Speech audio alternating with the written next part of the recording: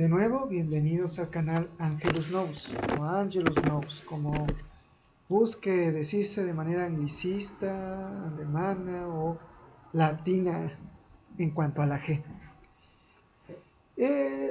Debo pedir una disculpa que en la lectura se me tuvo que colar todo el ruido externo.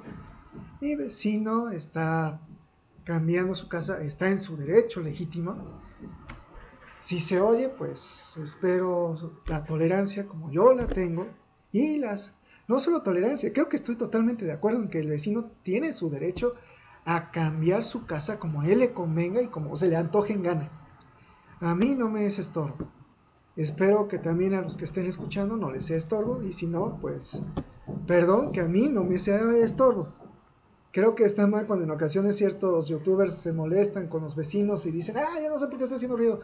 Oye, todo el mundo a veces tenemos que cambiar nuestras casas. Yo a veces hago ruido y mis vecinos hasta la fecha no me han gritado ni me han interrumpido. Y creo que cualquiera lo tiene que reconocer. Y justamente vamos a ver esta parte de la libertad autodeterminante en esas reflexiones de Boyd. Libertad autodeterminante, o bien para el molinismo clásico, es libertad libertaria. ¿Qué significa esto de libertad libertaria? En última instancia, Boyd nos está refiriendo a algo que Prigogine referiría a seres con vida como estructuras disipativas. Lo que vemos aquí son cómo se comporta esta biofísica, esta física de la vida en cuanto a su propia agencia.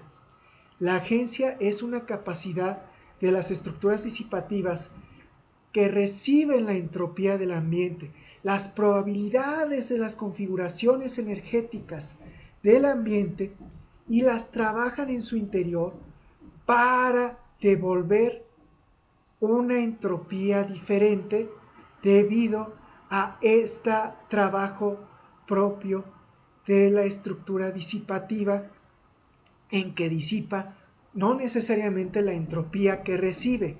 Aún así, al final habrá de devolver una entropía, si no mayor, igual a la que recibió. ¿Cómo es que se da eso?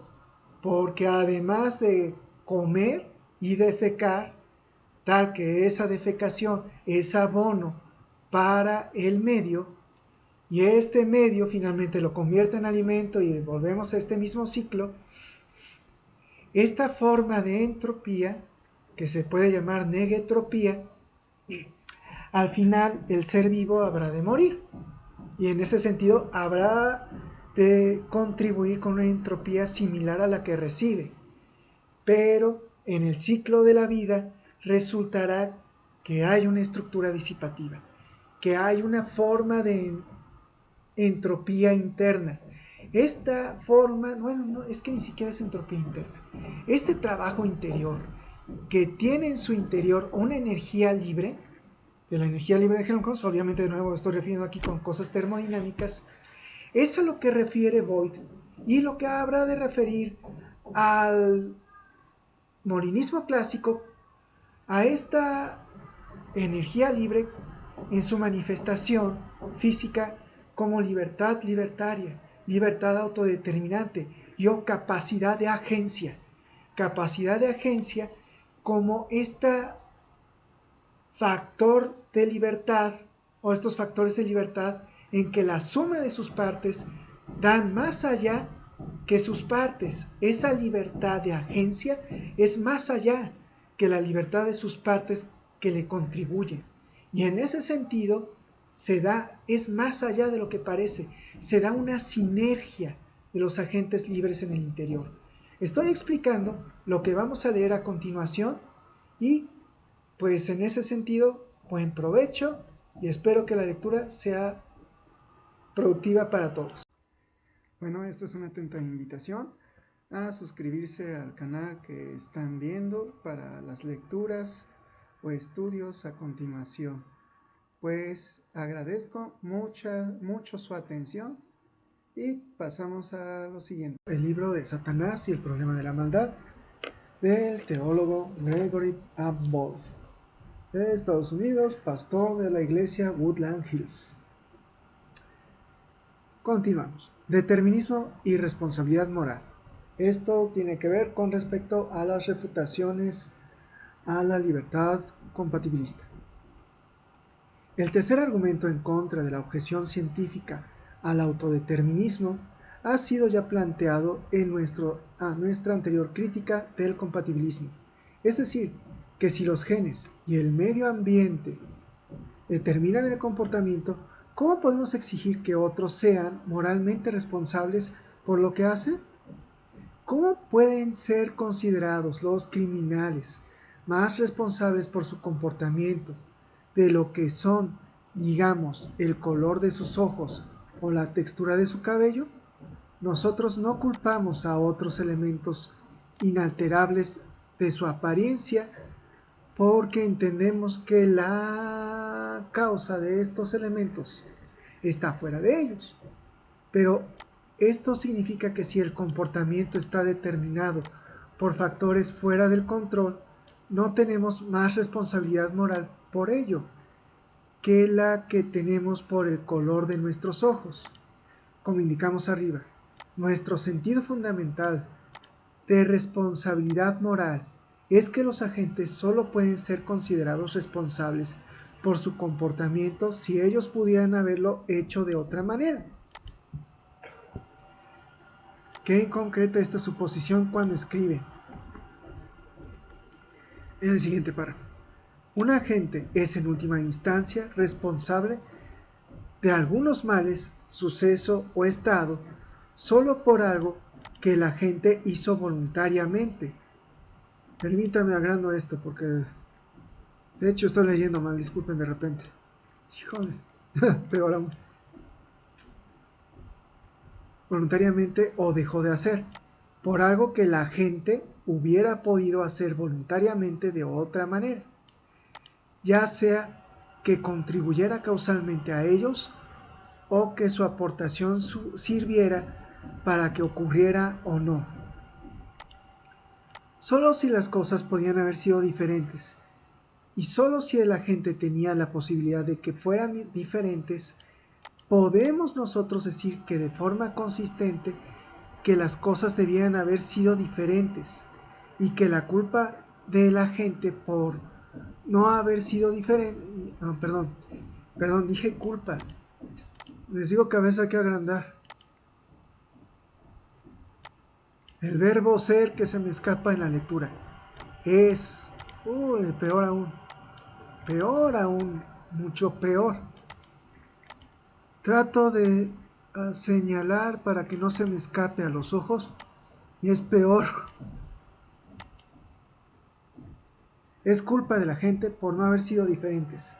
Sin embargo, si todo nuestro comportamiento está determinado por nuestros genes o nuestro medio ambiente o por Dios, esto diría San Agustín, que en realidad el azar, que en realidad la fortuna se debe a la divina providencia, y la divina providencia se debe a Dios mismo. En ese sentido, por Dios, por esa causa, no podríamos afirmar esto con una lógica consecuente, no podemos afirmar responsabilidad alguna en un agente. Como Peter van Infagen, es alemán, ¿no? Infagen, razona. El hecho de que todos supongamos que nosotros somos moralmente responsables constituye una buena razón insuperable para creer en el libre albedrío. Referencia 28. Debe ser un teólogo o un filósofo. Peter van Infagen. Debe ser el alemán, ¿no? Naturaleza autorrefutadora del determinismo físico. Recordemos que estamos en contradicciones a la libertad compatibilista.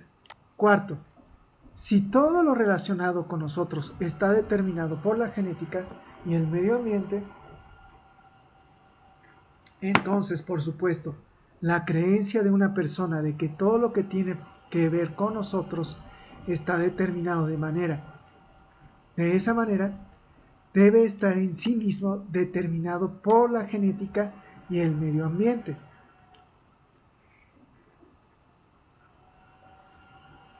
Pero como C.S. Lewis y otros han argumentado, no está claro que los efectos determinados físicamente de causas determinadas físicamente puedan poseer algún valor verdadero. Las reacciones químicas y los efectos del medio ambiente simplemente suceden. No son ciertos o falsos. Nosotros no evaluamos un eructo o un trueno en términos de su valor de verdad. Oh, de los eructos de Rick y Morty, perdón. Si esto es así, y si el determinismo físico es correcto, entonces la afirmación de que todo lo relacionado con los humanos está determinado genéticamente o por el medio ambiente no puede ser cierta o falsa. La aseveración en sí misma es solo un fenómeno determinado físicamente. Sencillamente sucedió, aunque el proceso de pensamiento detrás de la afirmación es mucho más. Ok, empequeñezco la imagen para poder agrandarlo y volverlo a leer mejor. Complejo, es más complejo que un eructo. No puede poseer más valor de verdad que un eructo. Con un eructo de Rick en Rick y Morty, ¿no? Podemos reducir a ambas reacciones químicas. Podemos reducir a ambos a reacciones químicas. De ahí que si la creencia de que todo está determinado físicamente es cierta, la afirmación de que todo está físicamente determinado no lo es. Perdón, no voy a contestar ese timbre porque no estoy esperando a nadie. Y lo peor, solamente está anunciando un comercial de la persona. En otras palabras, la posición se refuta a sí misma y por tanto es necesariamente falsa. Estamos en la página 64. Sigo en cuanto a esto.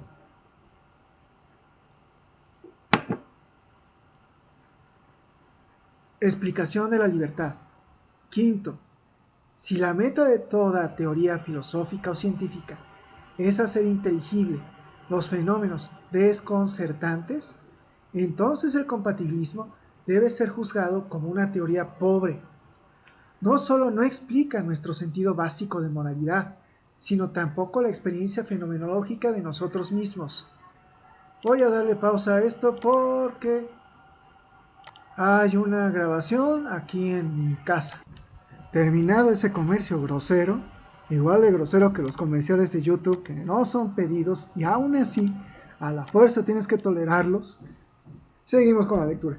Ahora los compatibilistas señalan a menudo que nosotros también nos experimentamos a nosotros mismos como estando afectados de forma significativa por factores fuera de nuestro control. Nosotros no elegimos a nuestros padres, por ejemplo, tampoco elegimos nuestro medio ambiente, las características básicas de nuestra personalidad, nuestras tendencias físicas básicas e incluso nuestras experiencias de nuestra vida, de nuestra vida. Mucho de la vida, pasado y presente, nos sucede a nosotros. Esto es cierto, y los defensores de la libertad determinante han dañado a veces la credibilidad de su propio caso al minimizar estos hechos. Sin embargo, es igualmente obvio, aunque al final negado por los compatibilistas, que dentro de los parámetros establecidos por estos factores determinados exteriormente,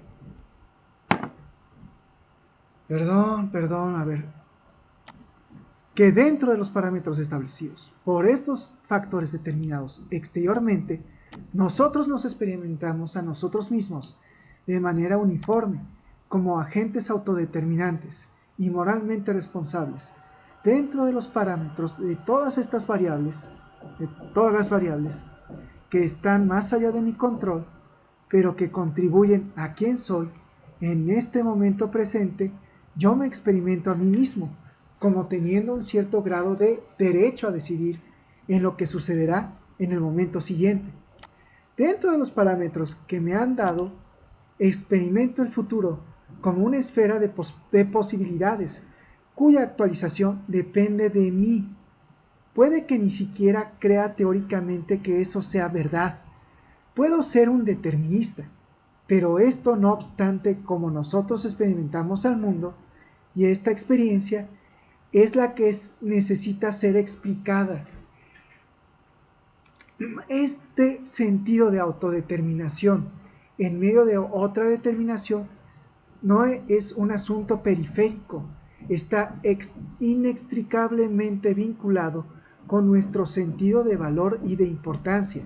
Robert Nozick, no sé si sea, bueno, no, Robert Nozick se refiere a esto cuando escribe: sin el libre albedrío, nos sentimos disminuidos como juguetes de fuerzas externas.